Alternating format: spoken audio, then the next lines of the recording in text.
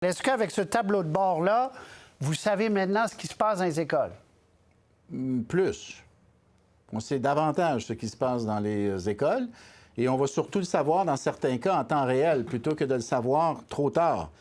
Par exemple, on va être en mesure de connaître après la première étape, donc après le premier bulletin, avant Noël, quelles sont les écoles qui ont davantage de difficultés dans telle ou telle matière. Pas pour que nous intervenions depuis Québec dans les écoles, mais pour que nous aidions les centres de services scolaires à accompagner, à intervenir auprès des écoles où les résultats scolaires en français, en mathématiques et tout le reste ne sont pas à la hauteur.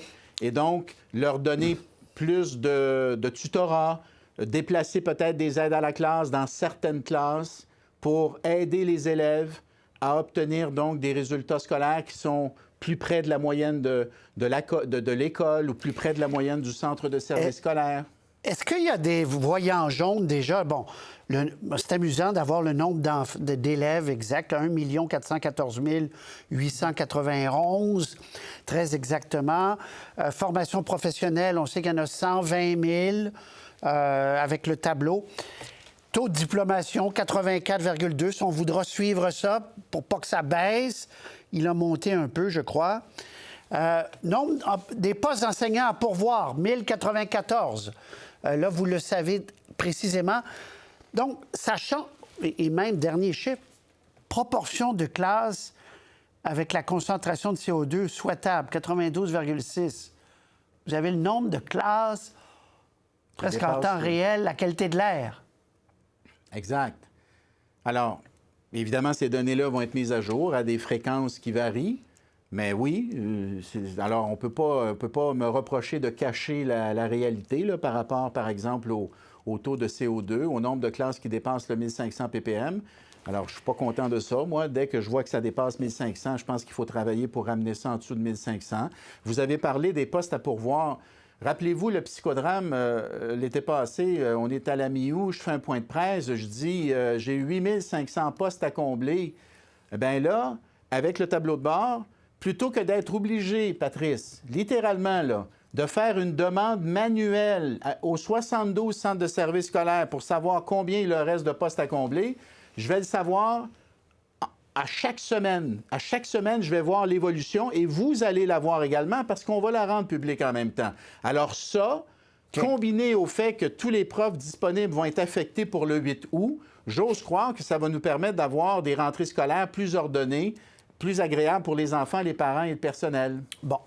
Très bien pour le tableau de bord. Ce qu'on peut savoir, ce qu'on sait, on peut le régler. C'est un peu ça l'idée. Autre chose, vous dites, il faut aller plus loin, il faut un palmarès des écoles publiques au Québec. Vous voulez votre... Non? Vous hachez... Ce que je dis, c'est qu'on pourrait, éventuellement, ça pourrait déboucher vers ça. Ou en tout cas, moi, je suis prêt à en discuter. Puis je ne fais pas partie de ceux qui vont s'empêcher de mettre des nouvelles idées au jeu parce que ça pourrait susciter des résistances. Des résistances, là... OK. Patrice, là, je suis confronté à ça à journée longue. Le tableau de bord, là, c'est une forme de modernisation du réseau scolaire. Puis vous voyez tout de suite, là, il y en a qui lèvent la main pour dire « Mais je suis pas sûr que c'est une bonne idée. Attention. » Alors, les forces pour résister à la modernisation du réseau, là, elles vont toujours se manifester. Mais à un moment donné... Qui disent, mais oui, très bien, mais dans le palmarès des écoles, là, focusons là-dessus. Le palmarès des écoles, ils vont vous dire, M. Drainville, puis ils vont vous plaider. C'est sûr que dans les quartiers défavorisés, où on a une clientèle défavorisée, on va être au bout du classement, puis ça va être décourageant pour les enseignantes qui y travaillent. Bien, justement, si on est pour en arriver là, et je ne suis pas prêt à l'annoncer, je vous dis que j'y réfléchis et je pense qu'on doit y réfléchir collectivement.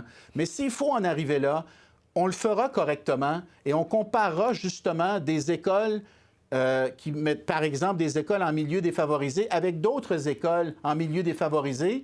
Et si on se rend compte que Dans certains centres de services scolaires, ils ont obtenu des meilleurs résultats dans ces écoles-là. Pourquoi ne pas apprendre de ce qui se fait de bon et de bien pour essayer justement de tirer tout le monde vers le haut? Dans ce qu'il y a sur le tableau de bord présentement, là, si les gens vont sur québec.ca, allez-y, allez voir.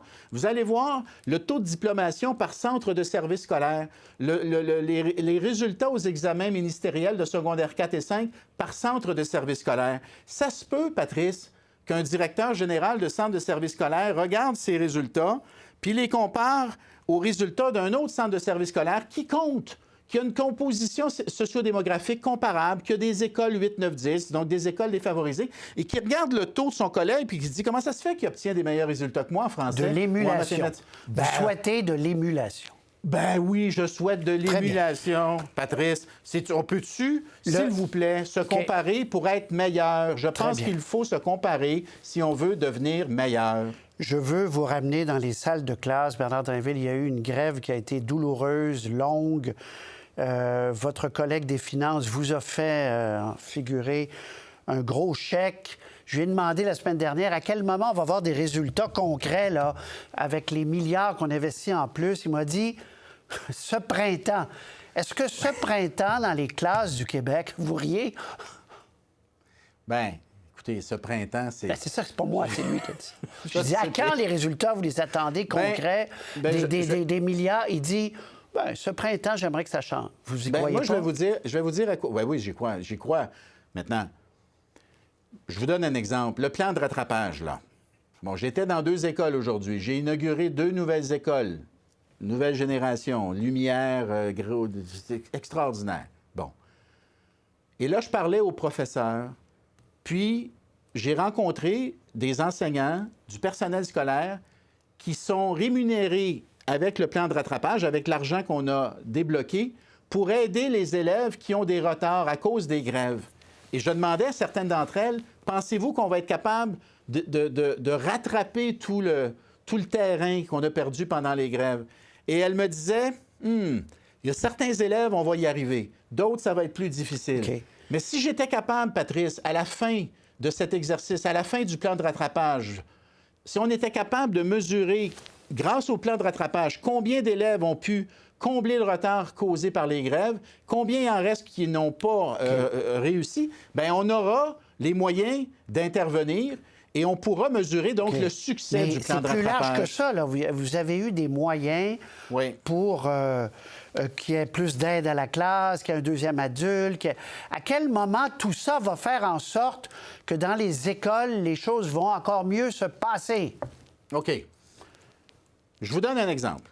Moi, je pense qu'avec la convention collective qui vient d'être signée, avec les améliorations qu'on va apporter dans les classes avec les aides à la classe, avec le tutorat qui se poursuit, avec la très forte augmentation de la rémunération des enseignants. Je vous le rappelle, là, à la fin de la présente convention, une nouvelle enseignante va commencer à 65 000. Au bout de 13 ans, elle va faire 109 000. Ça, c'est un signal de valorisation très grand. Moi, je réponds à votre question, Patrice.